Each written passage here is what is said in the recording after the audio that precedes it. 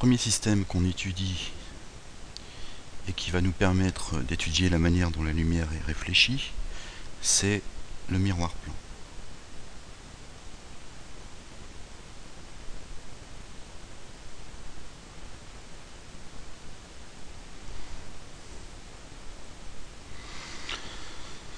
Alors le miroir plan est contenu dans un plan matérialisé par une droite.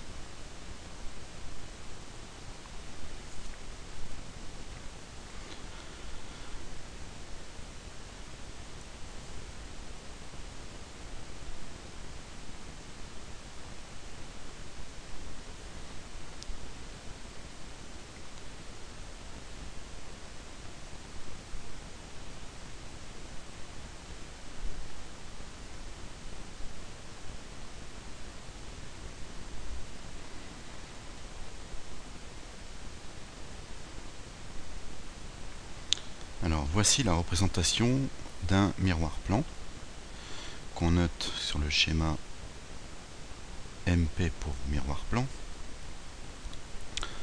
Alors plusieurs choses à voir. La droite représente le plan de symétrie que j'ai représenté en pointillé, plan qui contient le miroir plan délimité ici.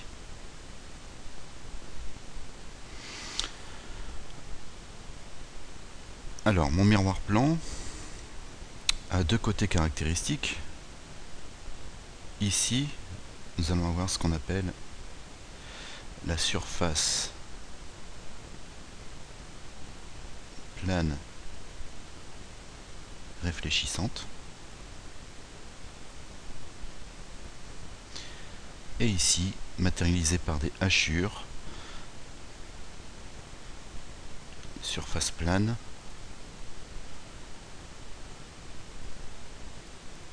opaque. C'est-à-dire qu'ils ne laissent pas passer la lumière, hein, c'est l'inverse de transparent. Confère la définition de la transparence vue dans la partie précédente, le grand 1 qui était la présentation des principaux phénomènes lumineux et des principes fondamentaux qui vont nous permettre d'étudier la lumière. Et enfin, ce miroir plan, délimité ici par cette surface réfléchissante, cette surface opaque, est inscrit dans un plan qu'on appelle le plan de symétrie.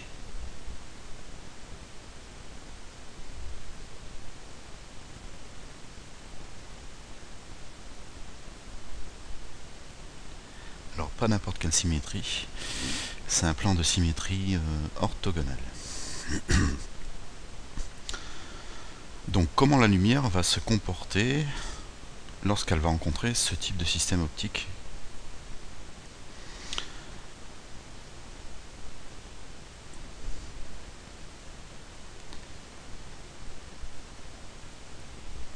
L'étude du comportement de la lumière à l'encontre, lorsqu'elle rencontre un miroir plan, va nous permettre de formaliser la loi de la réflexion.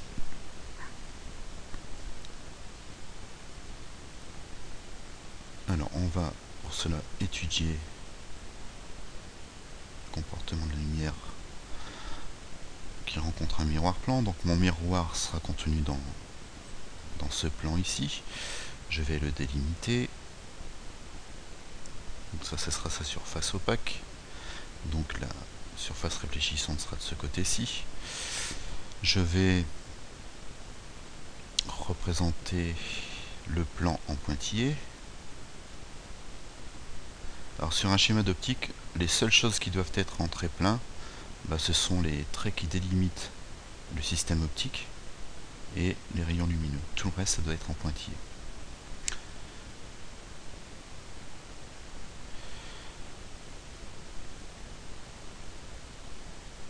Alors pour avoir de la lumière, il me faut une source lumineuse. Ma source lumineuse, je vais la placer ici, en un point A. Cette source lumineuse envoie un rayon lumineux en direction du miroir.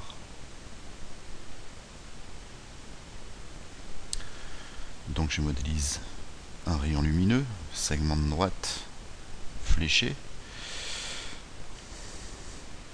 Alors le rayon lumineux arrive au niveau du miroir sur un point spécifique, souvent noté I, qu'on appelle le point d'incidence.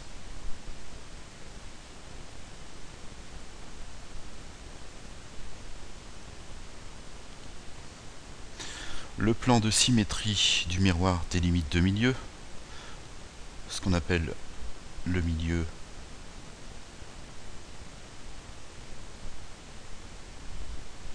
incident, qui va avoir un indice qu'on va appeler l'indice du milieu incident, qui n'aura pas une grande importance ici pour le phénomène de réflexion. Et le milieu, ce milieu-là qui ne servira à rien puisque la lumière ne peut pas traverser une surface opaque. Donc ce rayon ne peut pas traverser le miroir, par contre, il ne va pas être absorbé par le miroir, ce qui veut dire que le rayon va être renvoyé, il va être réfléchi, il va être renvoyé dans le milieu de départ qui est le milieu incident. Le tout est de savoir comment ce rayon va être réfléchi. Donc pour ça, on dispose d'un certain nombre de constructions. Alors vous avez la construction par le plan de symétrie. On va se servir d'une symétrie orthogonale pour trouver le rayon réfléchi. Il existe aussi une autre méthode qui est la méthode des cercles de Descartes. Du cercle de Descartes plutôt, qui va aussi permettre de trouver par construction géométrique la manière dont le rayon est réfléchi. Et enfin, une dernière méthode à éviter, sauf en cas d'urgence, si vraiment on n'a plus le temps, c'est la méthode du rapporteur, qui va permettre d'évaluer les angles et donc de trouver l'orientation du rayon réfléchi. Donc la méthode que je vais employer là tout de suite, c'est la méthode du plan de symétrie, qui a plusieurs avantages, et on reviendra sur ces avantages lorsqu'on verra la méthode avec le cercle de Descartes. Alors, pour trouver le rayon réfléchi, on va procéder en plusieurs étapes. La première chose à faire, c'est de partir de la source et de faire passer une perpendiculaire au plan de symétrie. Donc elle vient coupler le plan, elle va venir couper le plan de symétrie en un point O. Ce plan de symétrie, c'est un trait de construction, donc on va le mettre en pointillé.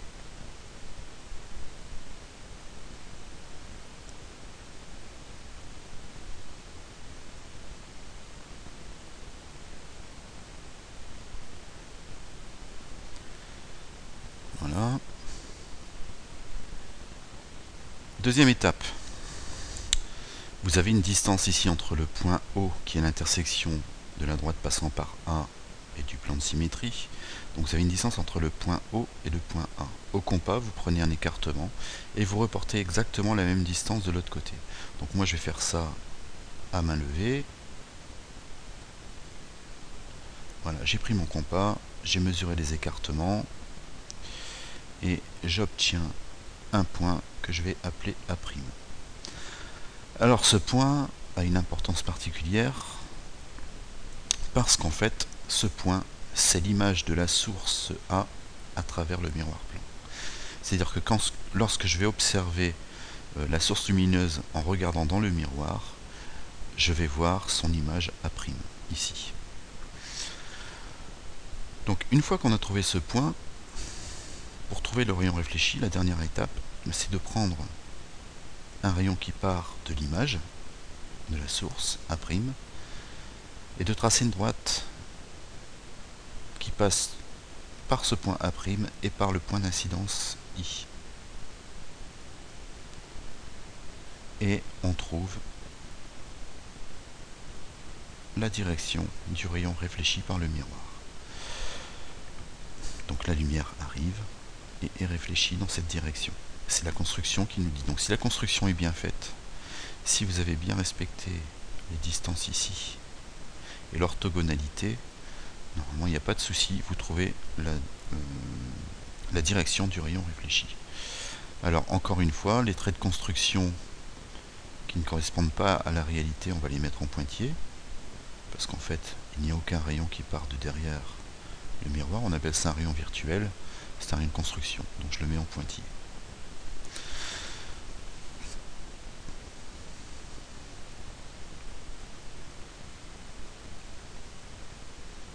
Donc à partir de là, on va mettre quelques petits points concept en place. Ce qui serait intéressant, ce serait de pouvoir mesurer l'angle sous lequel le rayon arrive, l'angle du rayon incident, et l'angle sous lequel le rayon réfléchit, l'angle de réflexion. Pour ça, on va utiliser une autre droite qui part du point I et qui est perpendiculaire au miroir.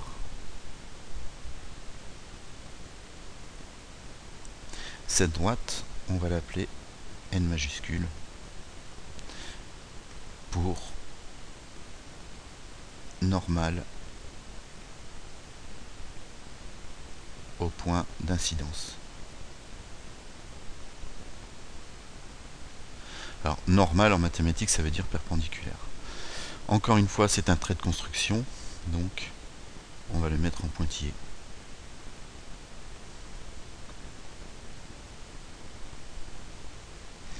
Et c'est à partir de cette normale qu'on va pouvoir évaluer nos angles. Vous allez voir, c'est simple. Je pars de la normale jusqu'au rayon incident et je trouve l'angle I qu'on appelle l'angle d'incidence.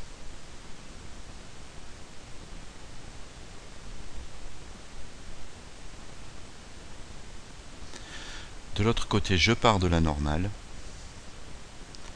je prolonge jusqu'au rayon réfléchi et je trouve l'angle R qu'on appelle angle de réflexion.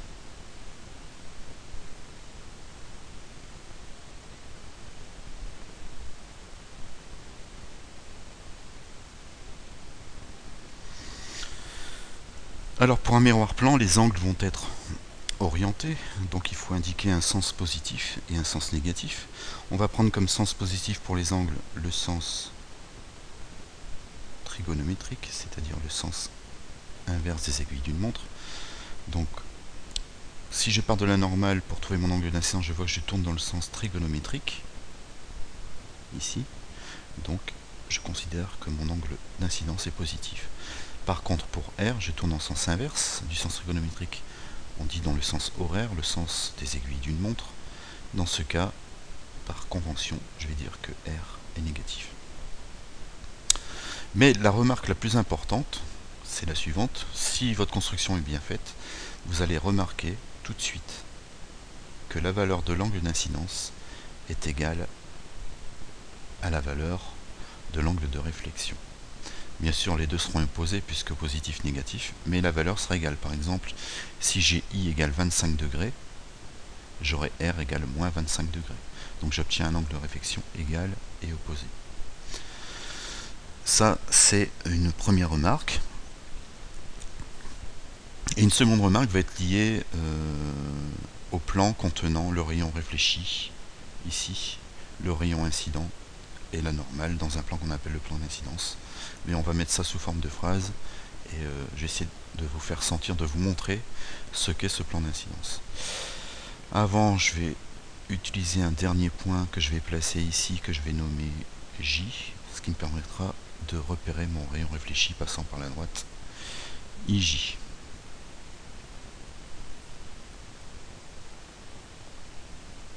Dernière petite chose avant de formaliser la loi de la réflexion, pour bien comprendre ce qui se passe au niveau de ce miroir. Imaginez un observateur ici.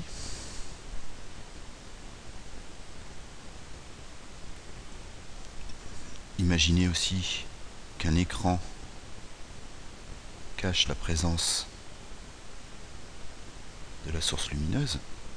Et bien cet observateur ici ne verra la source lumineuse que dans cette direction. Pourquoi? Parce qu'en fait la rétine n'est pas sensible à la trajectoire du rayon, elle est sensible à la direction du rayon qui vient frapper là, qui vient l'exciter en fait. Et comme le rayon qui vient exciter la rétine est dans cette direction, l'œil a l'impression de voir la source lumineuse dans cette direction. Donc il ne voit pas la source réelle, mais il voit l'image de la source lumineuse, alors qu'en réalité elle est ici. Dans ce cas, on va parler d'image, non, ce ne sera pas forcément une image virtuelle. Donc ça, oubliez. Ce qui est important de voir ici, c'est que l'œil n'étant sensible qu'à la direction du rayon qui vient exciter la rétine, il aura l'impression de voir la source dans cette direction, alors qu'en réalité, elle est ici. Alors, en ce qui concerne la loi de la réflexion, on regarde ce petit schéma et de cette construction, on peut faire deux remarques. La plus importante, c'est celle-ci, c'est que l'angle d'incidence sera égal et opposé, donc signe moins pour dire opposé, à l'angle de réflexion. Donc ça, c'est la formule très simple,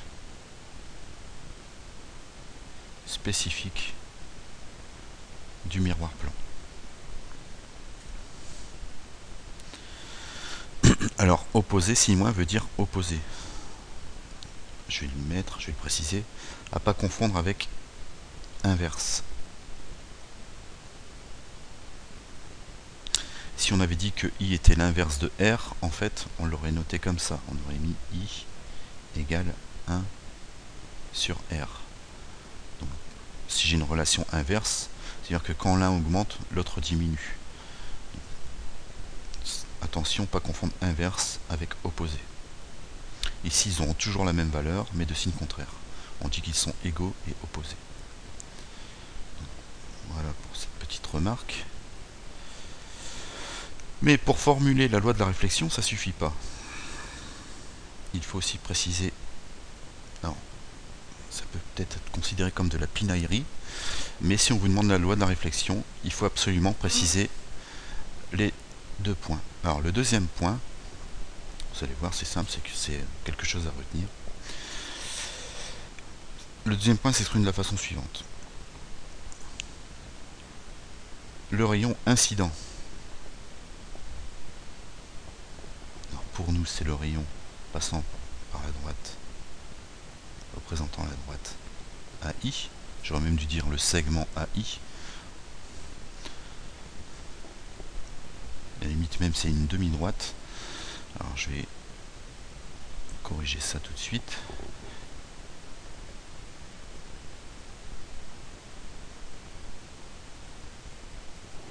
Pour respecter les symboles mathématiques.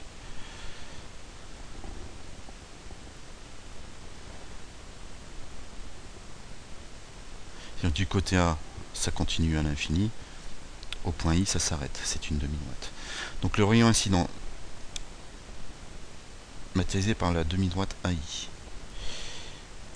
Le rayon réfléchi, qui lui est matérialisé par la demi-droite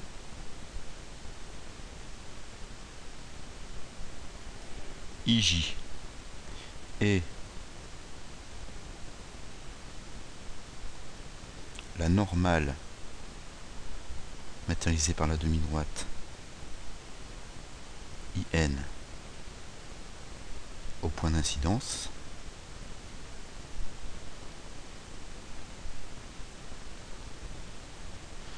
se trouve ou se situe dans un même plan.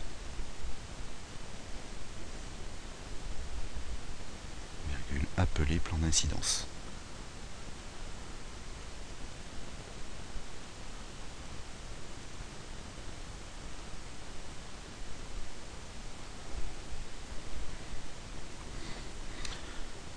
Alors cette histoire de plan d'incidence demande un petit peu de pouvoir d'abstraction.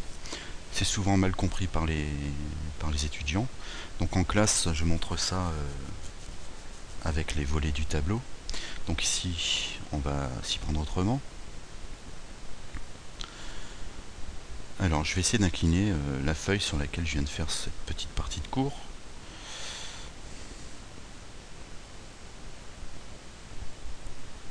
Voilà.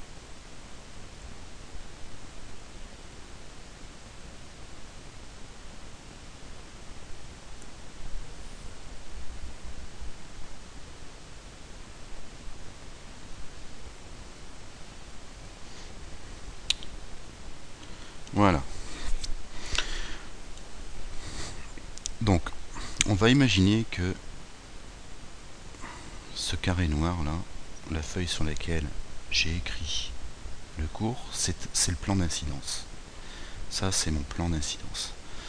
On voit que le miroir, avec son plan de symétrie, est contenu dans le plan d'incidence. C'est-à-dire que Il ne passe pas à travers d'avant en arrière ou d'arrière en avant, mais il est bien contenu dans le plan d'incidence. On constate également que le rayon incident, matérialisé par la demi-droite AI, ici, est également contenu dans ce plan d'incidence. Et que le rayon réfléchi sera lui aussi contenu dans le plan d'incidence. C'est-à-dire que le rayon ne va pas se réfléchir derrière le plan ou en avant du plan, mais dans ce même plan d'incidence. Et que la normale, elle aussi, est contenue dans un même plan. D'accord ? Donc, en fait, ce sont le rayon réfléchi, le rayon incident, le rayon réfléchi et la normale qui nous indiquent l'orientation du plan d'incidence, puisque toutes les trois sont contenues dans un même plan. En géométrie, vous avez vu qu'un plan peut être défini par deux droites qui sont contenues dans ce plan. Donc voilà, donc pour expliquer cette deuxième partie de la loi de la réflexion, à retenir que le rayon incident, le rayon réfléchi et la normale au point d'incidence I sont contenus dans un même plan, et ce plan, on l'appelle le plan d'incidence.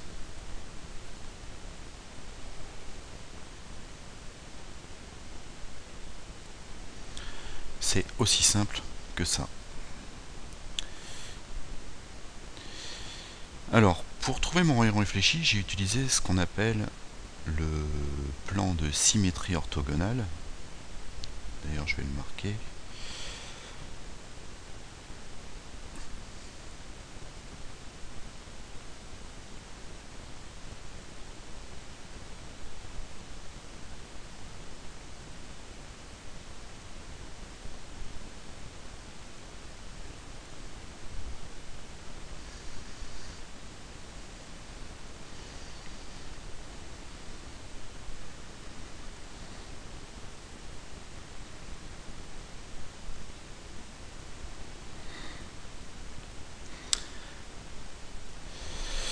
Alors, cette méthode, elle est simple, elle est rapide, c'est celle qu'il faut utiliser en priorité quand c'est possible de l'utiliser. Mais dans certains cas, ça ne sera pas possible parce que vous n'aurez pas la place pour placer l'image. Dans ce cas-là, on a accès à une autre méthode qu'il faut connaître également, qui est la méthode du cercle de Descartes. Alors, construction.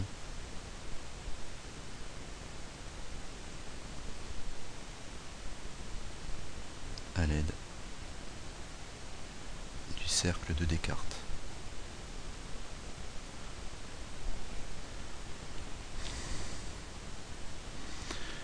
On va reprendre un miroir.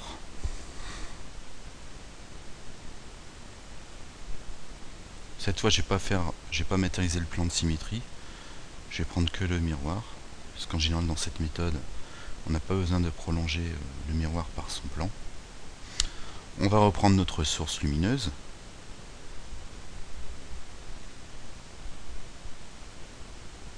Voilà.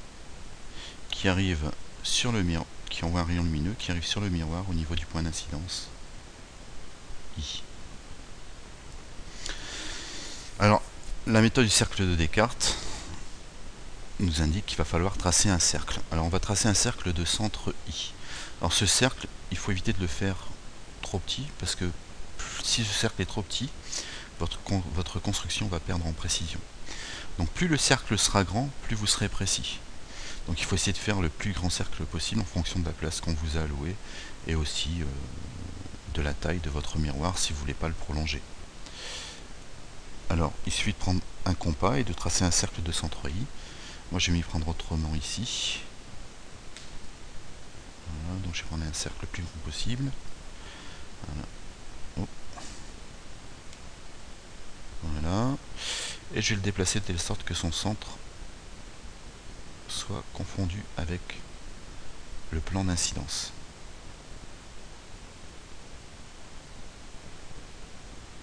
Voilà pour mon cercle. Première étape, donc on trace un cercle de centre I. Deuxième étape, on va prolonger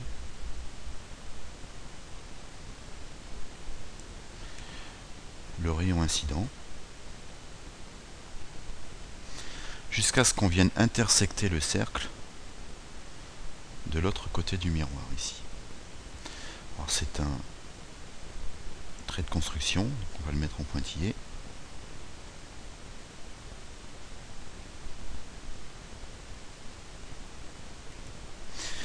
Et moi ce qui va m'intéresser en fait,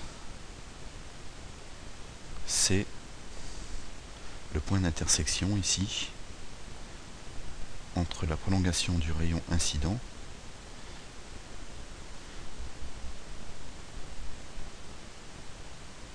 et le cercle. Alors ce point je vais pas l'appeler A' parce que c'est pas l'image, hein, parce que si on veut l'image, en fait si on voulait l'image de A à travers le miroir, il faudrait prolonger le plan de symétrie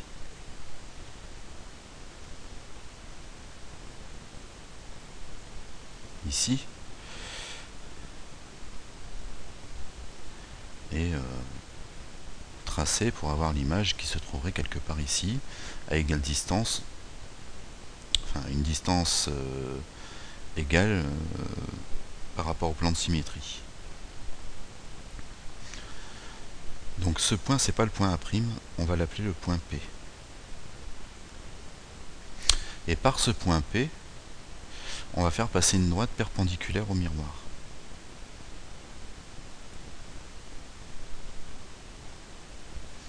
Alors c'est un trait de construction, donc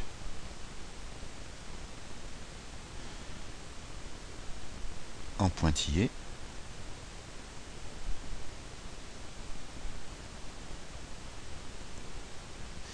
Bon, le cercle, je ne l'ai pas fait en pointillé parce que faire un cercle en pointillé au compas, ça serait un peu embêtant.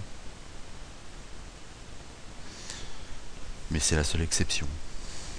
Alors, cette droite perpendiculaire au miroir va couper le cercle au niveau du milieu incident, que je vais noter ici.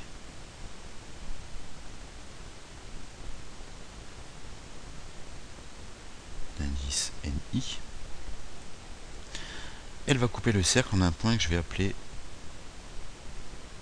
Q.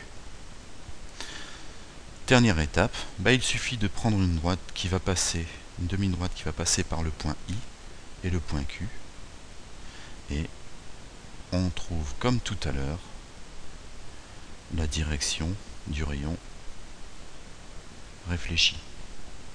Alors bien sûr, si on veut mesurer l'angle, il va falloir utiliser la normale au point d'incidence, perpendiculaire au miroir.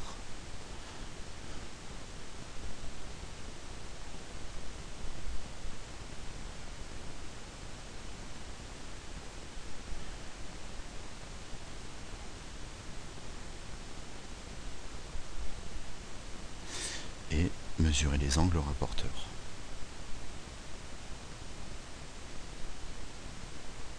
I, R, et si votre construction est bien faite, vous allez voir que les deux angles sont égaux et opposés. N'oubliez pas d'orienter vos angles positifs. Négatif. Donc moi j'utilise moins cette construction là, j'ai une préférence pour le plan de symétrie parce que vous allez voir qu'en construction optique c'est beaucoup plus rapide, mais quelquefois ce ne sera pas toujours possible, parce que quelquefois l'image est tellement éloignée du miroir que vous n'avez pas la place pour venir placer l'image, parce que pour le plan de symétrie, la première chose qu'il faut faire c'est venir faire une perpendiculaire ici et venir y placer au compas l'image A', mais si l'image est trop éloignée du miroir, vous n'avez pas forcément la place en dessous pour placer l'image. Dans ce cas-là, il faut plutôt utiliser les cercles de Descartes. Mais si vous avez le choix, je vous conseille d'utiliser plutôt de plans de symétrie orthogonale.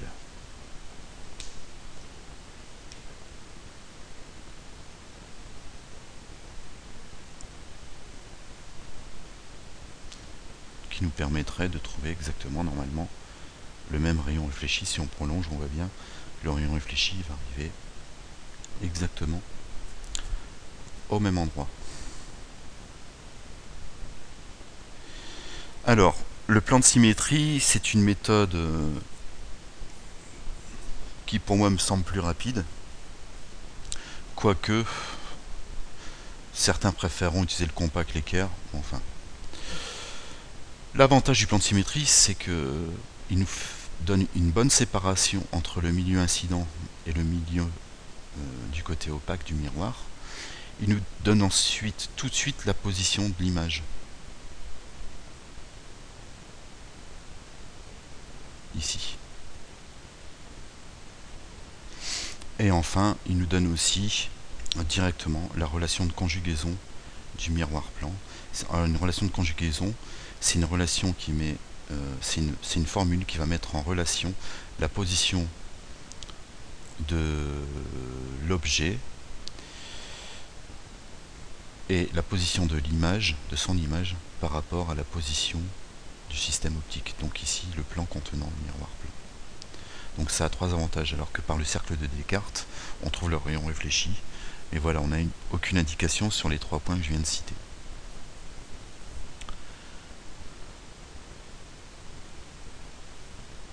Donc je peux compléter ma loi sur le miroir plan ici. Donc ici j'avais la loi de la réflexion. Donc je vais pouvoir compléter en donnant la relation de conjugaison.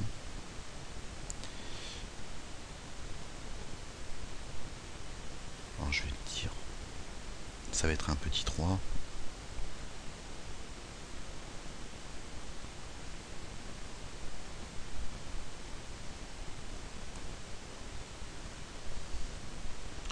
Je vais le mettre ici. Relation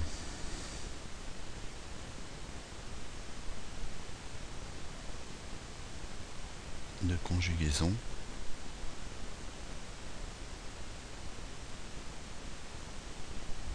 du miroir plan. Vous allez voir, c'est très simple, elle se note. OA égale moins OA'.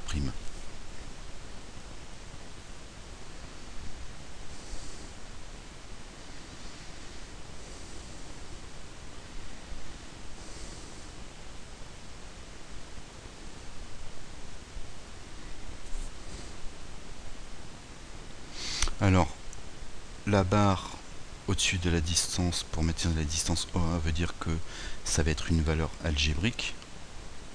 Alors, algébrique, ça veut dire quoi? C'est-à-dire que ça peut prendre un signe plus ou un signe moins. Donc là, c'est vous qui voyez. Moi, j'aurais plutôt tendance à mettre le sens positif du plan de symétrie vers la source, ce qui fait que OA serait positif et OA' serait négatif. Ici. Mais ça sera surtout utile en technique de construction. C'est-à-dire que si vous savez que OA représente 3 cm, vous savez que OA' sera à moins 3 cm. Donc que A' sera égal à 3 cm, sera à 3 cm du plan de symétrie. Et d'ailleurs, quand on va remplacer OA' par sa valeur négative et OA par sa valeur positive, on va avoir 3 égale moins 3, donc 3 égale 3. On a bien ces deux distances-là qui sont égales. Donc ça, c'est ce qu'on appelle la relation de conjugaison. Alors pourquoi conjugaison? Parce qu'on dit que l'image A' est le conjugué de l'objet A à travers le miroir. Donc c'est une relation qui permet, connaissant la position du système optique et la position de la source de l'objet, de trouver la position de l'image par rapport au système optique.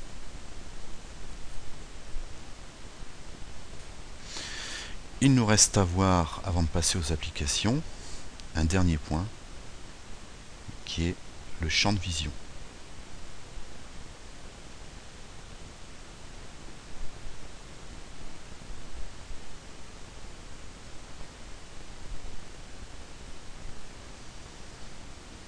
D'un miroir plan.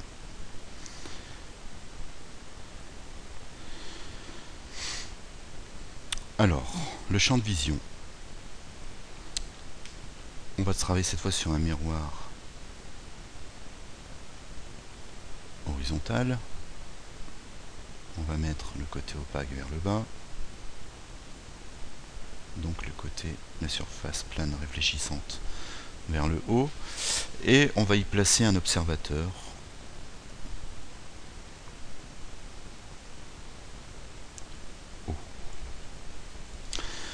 Le champ de vision du miroir plan plan va dépendre de deux choses. Ça va dépendre de la taille du miroir et de la position de l'observateur par rapport au miroir. Ce champ de vision, concrètement, c'est quoi? C'est l'environnement que l'observateur est capable de voir à travers le miroir plan s'il ne regarde qu'à travers ce miroir plan. Alors, pour trouver quelle est la partie de l'environnement que l'observateur peut observer à travers le miroir plan, il faut tracer ce qu'on appelle des rayons marginaux, c'est-à-dire des rayons lumineux qui partent de l'observateur et qui passent à la limite du système optique. Donc ici notre miroir plan. Ça c'est la première étape. Deuxième étape, on va trouver l'image O' de l'observateur O à travers le miroir, donc en faisant une perpendiculaire et en utilisant le plan de symétrie orthogonale.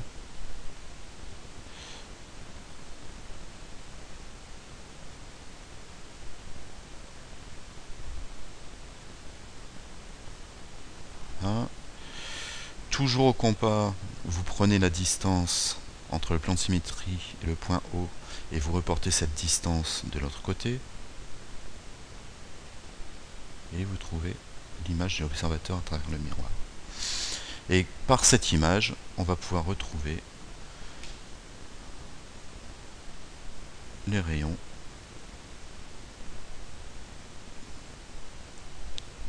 réfléchis. Ici. On n'oublie pas de mettre les rayons virtuels qui servent la construction en pointillés parce qu'ils n'ont pas d'existence réelle. Parce que la lumière ne peut pas passer une surface opaque. En tout cas pas la lumière visible. Alors en réalité, ce qui se passe, c'est que l'observateur n'envoie pas de... Enfin, il envoie des rayons vers le miroir, mais c'est pas ce que l'observateur observe. Lui, il voit les objets qui lui envoient de la lumière sur sa rétine via le miroir. Donc en fait, l'environnement rayonne dans cette direction vers l'observateur. Et le miroir renvoie vers l'observateur. Donc ici, je vais mettre deux flèches pour bien différencier mes deux rayons. Donc les objets de l'environnement envoient des rayons vers le miroir qui renvoient vers l'observateur. Et l'observateur ne verra de l'environnement tout ce qui se trouve à la limite des deux rayons marginaux. Alors ça, on appelle ça un rayon marginal.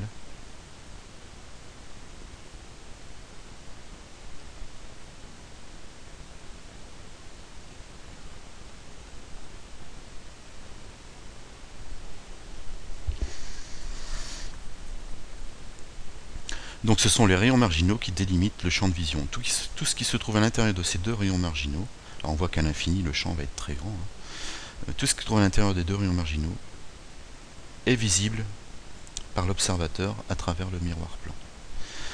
Et on peut aussi retrouver l'angle du champ de vision. Alors l'angle du champ de vision, on peut le mettre ici, mais on peut le mettre aussi ici. Appeler alpha, et alpha c'est l'angle de champ.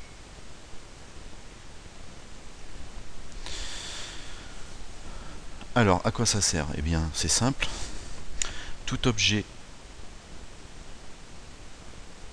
qui se situera hors champ pour être vu de l'observateur, ça c'est sûr, on pourra le regarder dans cette direction et le voir, mais si l'observateur se contente d'observer qu'à travers ce miroir plan ici, en regardant à travers ce miroir plan, il sera incapable de voir l'image de la source A à travers le miroir. Alors je vous rappelle, si on prolonge le plan de symétrie, que l'image de la source, elle va se situer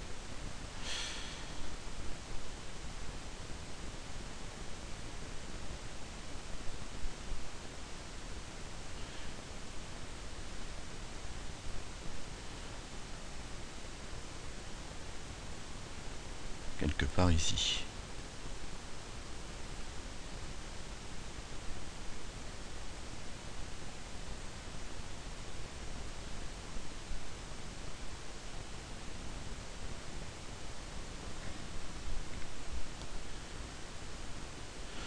Donc, si l'observateur se contente d'observer son environnement qu'à travers le miroir plan, il sera incapable de voir l'image de l'objet A à travers le miroir. Pourquoi? Parce que l'objet A ne se trouve pas dans le champ de vision. Maintenant, vous avez un objet B qui se trouve ici.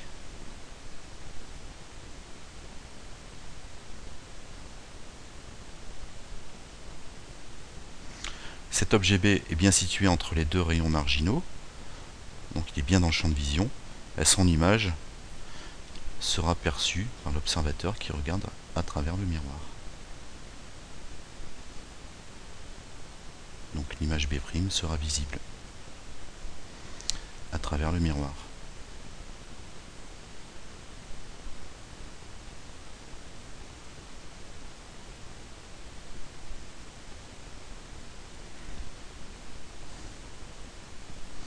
Donc voilà à quoi ça sert le champ de vision. Alors ce sera pareil pour tous points qui se trouveront à la limite du champ, seront visibles par l'observateur. Mais tout ce qui sera hors champ ne sera pas visible. Si je rajoute un point C ici,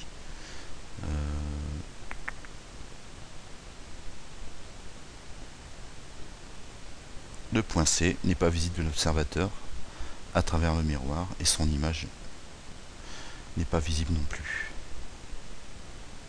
Enfin, le point C, lui, peut être visible s'il ne regarde pas dans le miroir, mais s'il regarde à travers le miroir, le point C', lui, ne sera pas visible.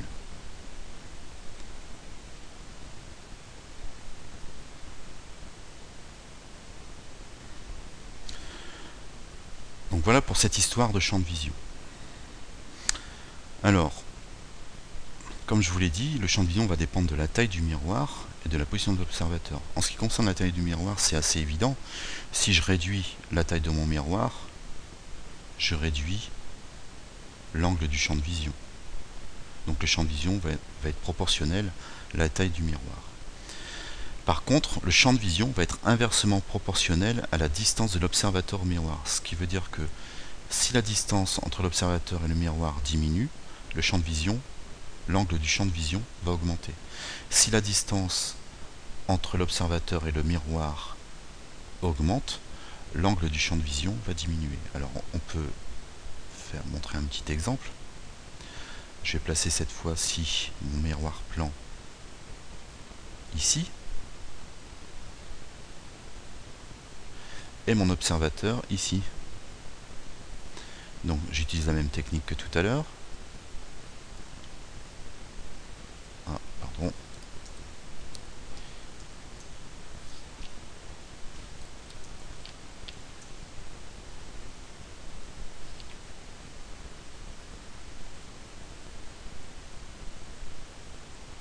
Voilà. On va trouver les rayons marginaux. Alors vous voyez ici, je vais avoir un petit souci pour utiliser mon plan de symétrie puisque j'ai pas la place pour passer le point O'. Dans ce cas-là, le seul recours que vous avez, soit vous tracez une perpendiculaire et vous le faites au rapporteur, perpendiculaire au rapporteur, ou alors vous utilisez la technique du cercle de Descartes.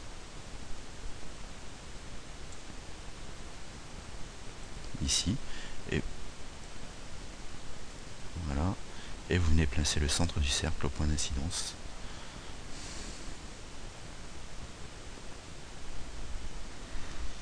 Et on va faire un deuxième cercle pour le deuxième tracé.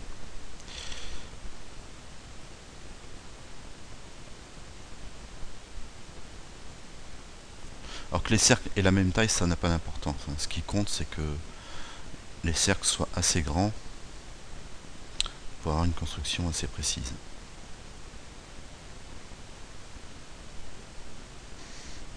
Donc voilà. À partir de là, je vais pouvoir prolonger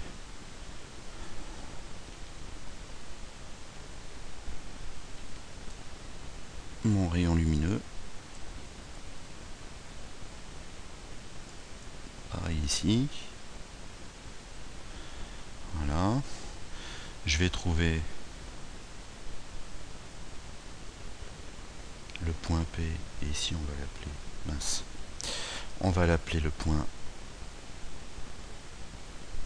P', et ensuite une perpendiculaire. Donc pour la perpendiculaire, vous voyez, je vais être obligé quand même de prolonger un petit peu le miroir, donc d'avoir une partie de son plan de symétrie.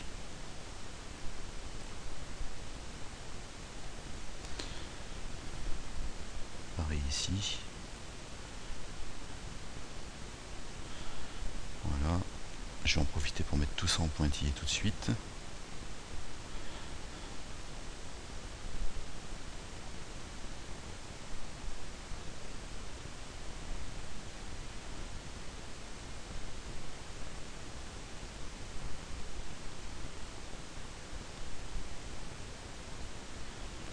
Ensuite, dans les techniques du cercle de Descartes, la deuxième chose à faire, c'est la perpendiculaire qui passe par P, perpendiculaire au miroir ou à son plan si jamais on est décalé par rapport au miroir. Voilà. Ah, elle n'est pas perpendiculaire.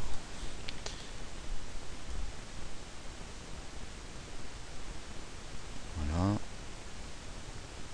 Et ici. Voilà, et on trouve le point Q et le point Q', ce qui va nous permettre de trouver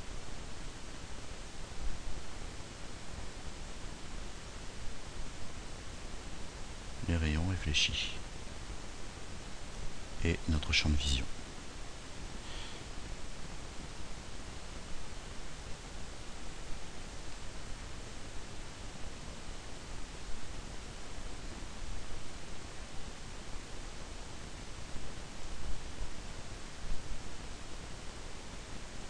Voilà pour le premier et voilà pour le deuxième. Alors, je vais différencier mes deux rayons.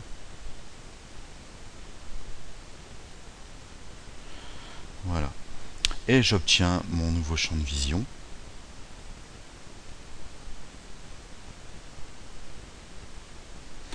En fonction du miroir et de la position de l'observateur. Alors vous voyez, l'angle alpha qui était ici, je le retrouve ici.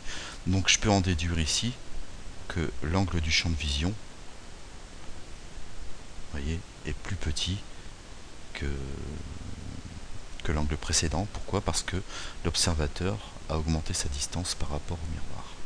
Donc l'angle de champ va être proportionnel à la taille du miroir, mais va être inversement proportionnel à la distance de l'observateur au miroir. Donc on va mettre ça par écrit. Donc l'angle de champ de vision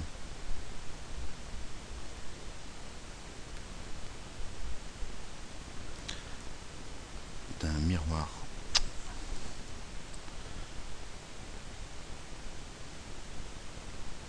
plan va dépendre de deux points, la taille du miroir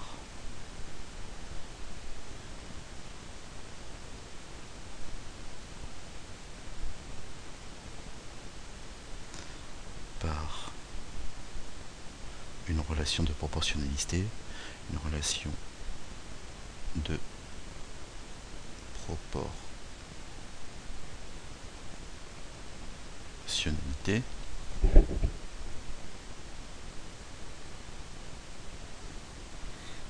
de n à proportionnalité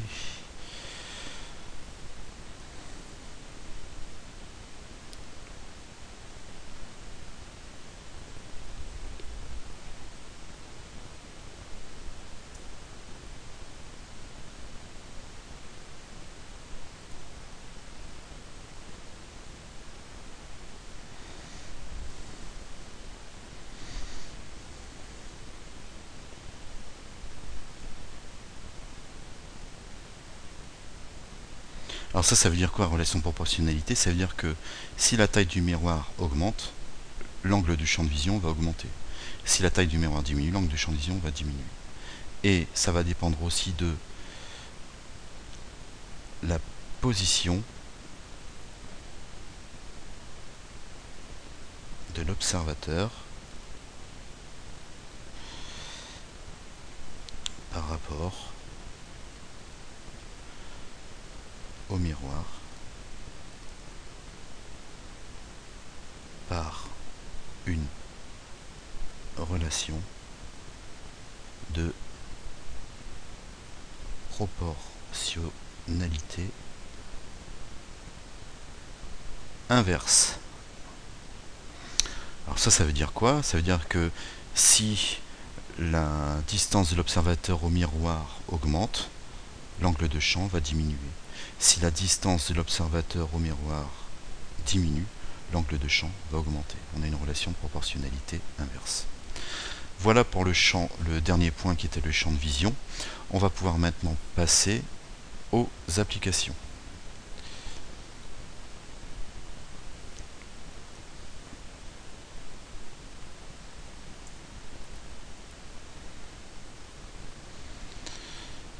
Alors,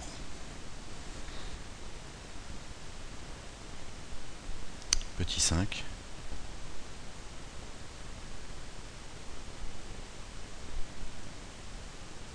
Application. La première application que je vais vous montrer, c'est le périscope. Le périscope, c'est quoi? C'est ce dispositif optique que vous trouvez dans les sous-marins, ce qui permet aux sous-marins, tout en étant sous l'eau, d'observer ce qui se passe à la surface. Alors il y a plusieurs façons de créer des périscopes, hein. Vous pouvez avoir des périscopes plus ou moins compliqués avec des prismes, avec des lentilles pour faire varier les distances focales et les grossissements. Mais une manière simple, c'est de prendre deux miroirs plans en vis-à-vis et inclinés à 45 degrés. Alors cette histoire de miroir incliné à 45 degrés, c'est un cas particulier qu'il faut connaître. Donc on va d'abord faire un exemple avant d'attaquer le périscope, de voir ce qui se passe pour un miroir plan incliné à 45 degrés. Alors pour tracer, si vous n'avez rien pour le faire, pour tracer un miroir plan incliné à 45 degrés, bah, il suffit de prendre un carré.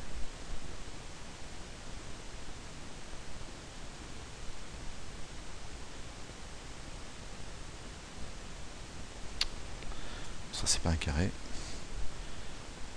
Donc un carré. Voilà.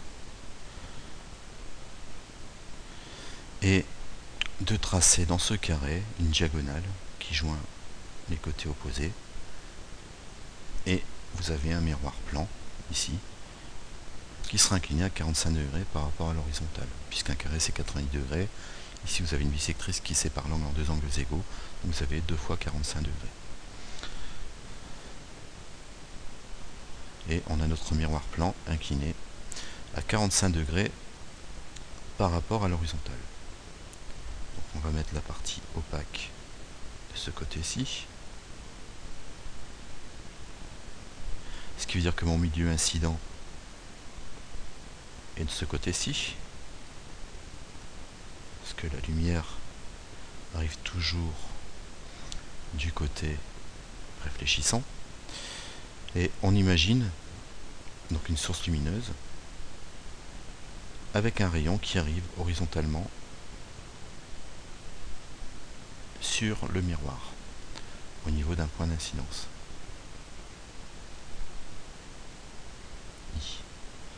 Donc si on fait la construction par le plan de symétrie pour retrouver l'image et ensuite le rayon réfléchi, parce que le rayon réfléchi passe toujours par l'image,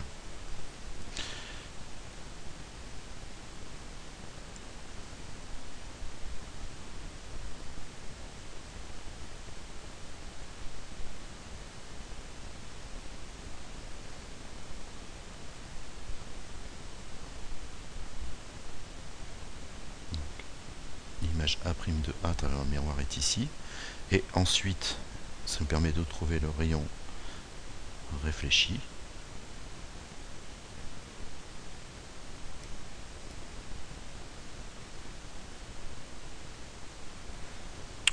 On remarque une propriété importante pour les miroirs inclinés à 45 degrés.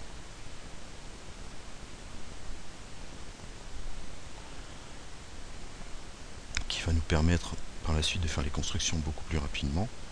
Et souvent dans les instruments d'optique, vous avez des prismes ou des miroirs qui vont permettre de dévier le rayon à 90 degrés. Donc on remarque que par rapport par rapport à l'orientation du rayon incident que le rayon réfléchi a été dévié à 90 degrés. Enfin, la déviation totale est de 90 degrés. En réalité, si on trace la normale au miroir au plan d'incidence, vous avez l'angle d'incidence et l'angle de réflexion. Et c'est la somme des deux qui va faire 90 degrés. On retrouve toujours notre fameux angle d'incidence ici, angle de réflexion ici.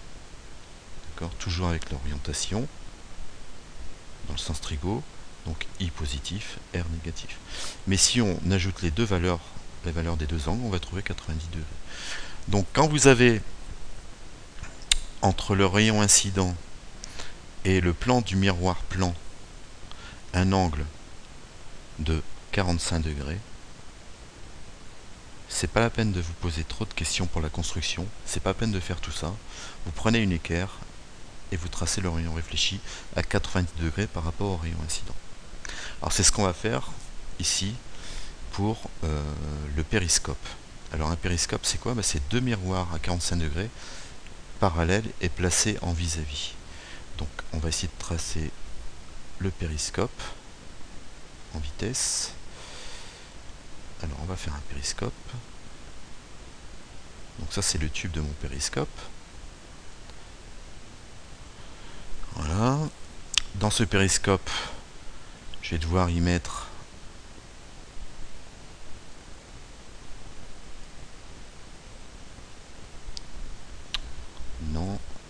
je vais devoir y mettre deux miroirs inclinés à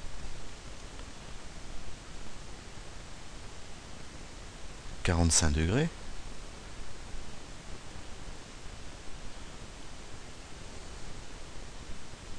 Donc un premier miroir ici. Voilà.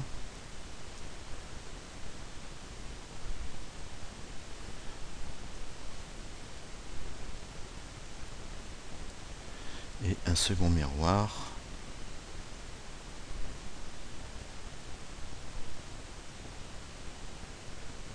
ici.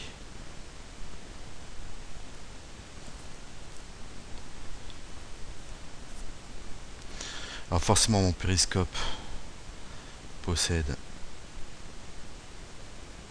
une entrée et une sortie.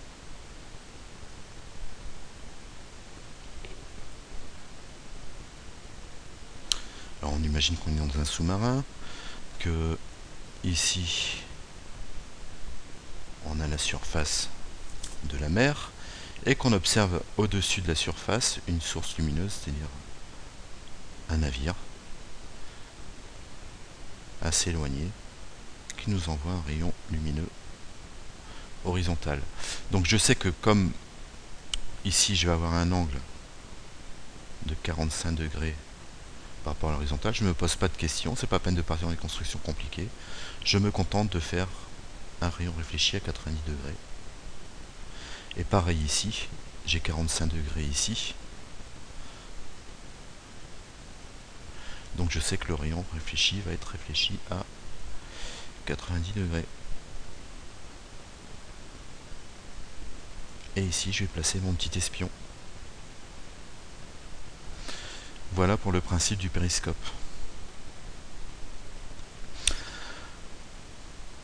Alors bien sûr mes miroirs plans là je ne sais pas bien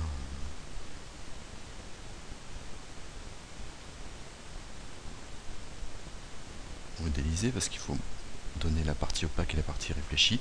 Donc j'ai bien deux miroirs plans inclinés à 45 degrés en vis-à-vis, c'est-à-dire les deux surfaces réfléchissantes en regard l'une de l'autre et parallèles. Donc voilà pour le principe du périscope simple avec deux miroirs plans.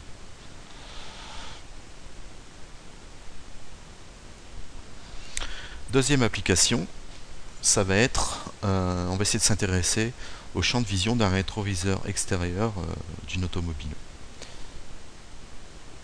Ah, je vais faire une petite correction ici, parce que là j'ai fait comme si la lumière partait de l'observateur, mais en fait non, ça ne part pas de l'observateur, c'est l'environnement qui envoie la lumière vers l'observateur, donc je vais le corriger.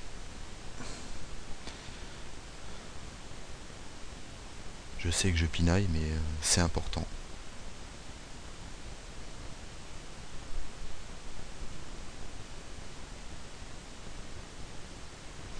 Il faut essayer de rester rigoureux.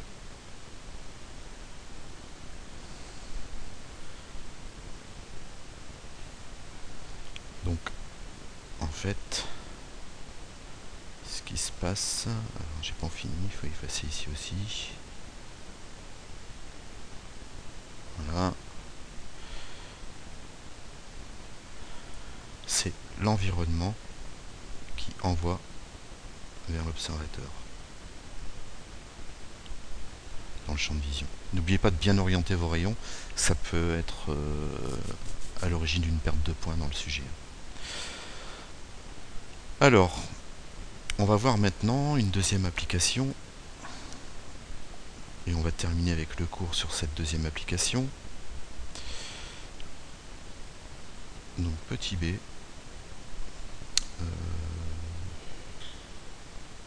angle mort d'un rétroviseur, entre parenthèses automobile.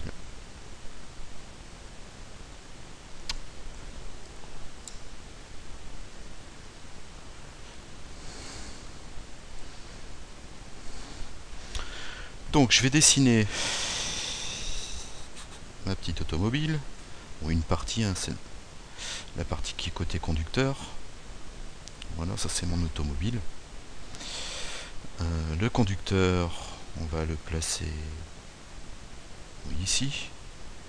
Et je vais aussi placer le rétroviseur. Donc le rétroviseur, on va considérer que c'est un miroir plan. En réalité, ça sera plutôt un miroir convexe.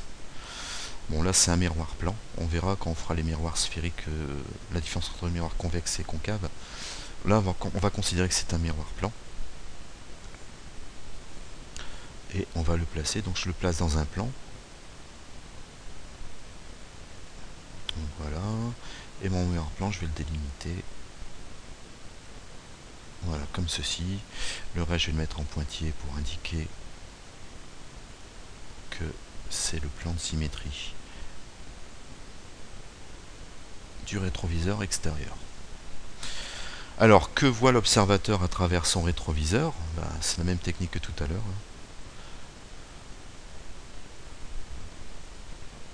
On va tracer les rayons marginaux.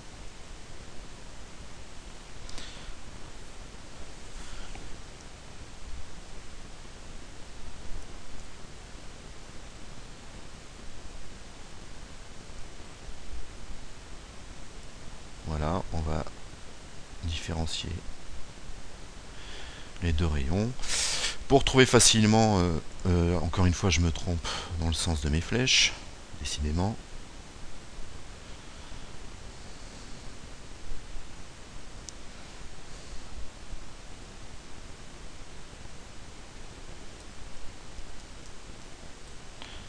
Bon, je vais mettre les flèches après, parce que je vais aller trop vite. Ah, on va trouver l'image du point haut, ici c'est possible sur le schéma. On va faire ça bien.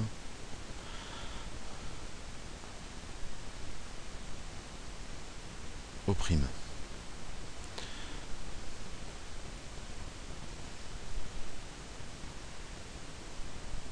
Ça peut paraître un peu lourd, mais c'est nécessaire en optique géométrique. Il faut un minimum de rigueur si on veut s'en sortir. Alors maintenant, je peux trouver les rayons marginaux qui arrivent de l'environnement. Voilà. Et voilà. Cette fois, je mets les flèches dans le bon sens, de l'environnement vers l'observateur. Les rayons qui n'ont pas d'existence réelle, je vais les mettre en pointillé. Voilà. Et j'obtiens le champ de vision de mon observateur à travers le rétroviseur extérieur. Alors maintenant, on imagine que on a une autre voiture derrière ici.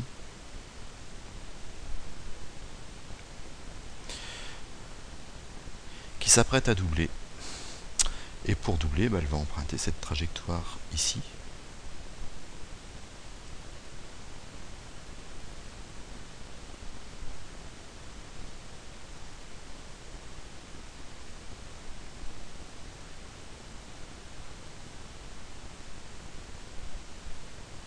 Donc la voiture se déporte.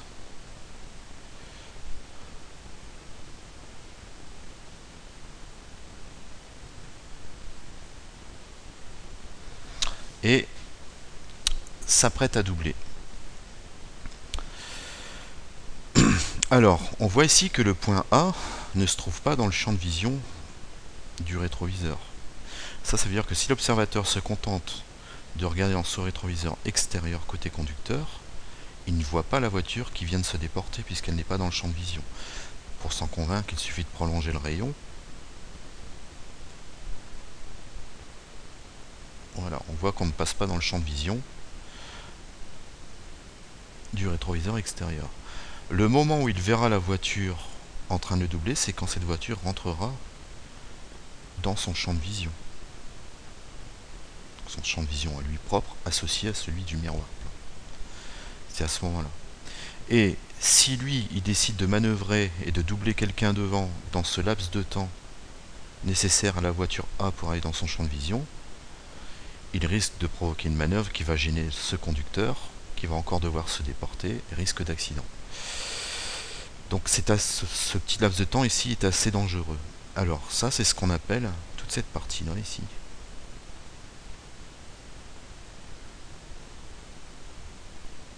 C'est ce qu'on appelle l'angle mort.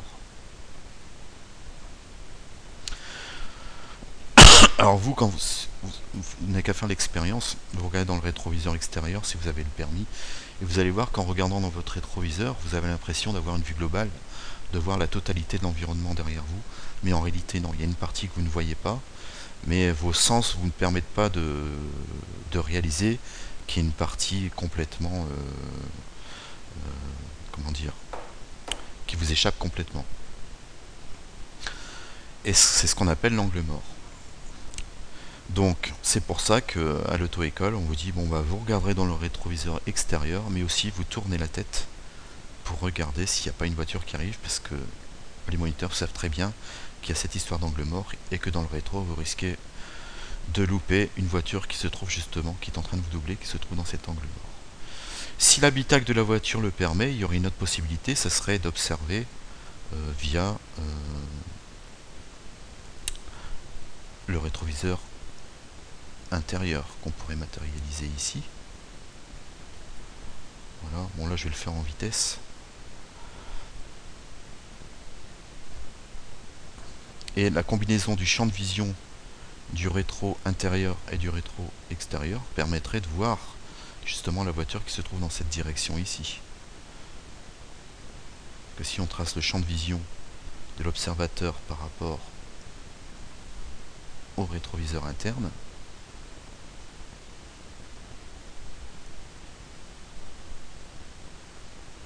donc on aurait quelque chose. Bon, il faudrait que j'incline mieux mon miroir ici. On aurait quelque chose qui ressemblerait à peu près à ça. Et on voit que le champ de vision, cette fois, du rétroviseur interne couvre l'angle mort du rétroviseur externe. Mais ça, c'est si l'habitacle permet à l'observateur de voir dans cette direction, ce qui n'est pas toujours le cas. Donc normalement, vous regardez dans le rétroviseur externe et vous tournez la tête pour vérifier qu'il n'y a aucune voiture qui se trouve dans votre angle mort. Donc voilà pour le champ de vision du miroir plan et d'une application.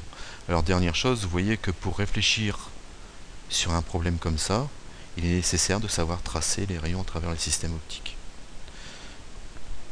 Donc je vous conseille de faire des tracés par vous-même. Vous tracez des miroirs plans, des rayons incidents quelconques, et vous essayez de retrouver les rayons réfléchis par la technique du plan de symétrie orthogonale ou du cercle de Descartes, ou même au rapporteur, et vous comparez les trois méthodes, parce qu'en optique géométrique, il faut s'exercer pour mémoriser les constructions, parce que ça, ce ne sont que les premières constructions qu'on voit ensemble. Vous allez voir qu'il y en a un paquet des constructions, et à la fin, vous allez finir par toutes les confondre si vous vous exercez pas. Donc voilà, donc le prochain cours, ça sera un cours encore d'optique géométrique. Ça sera le grand 3 qui va attaquer cette fois la réfraction de la lumière.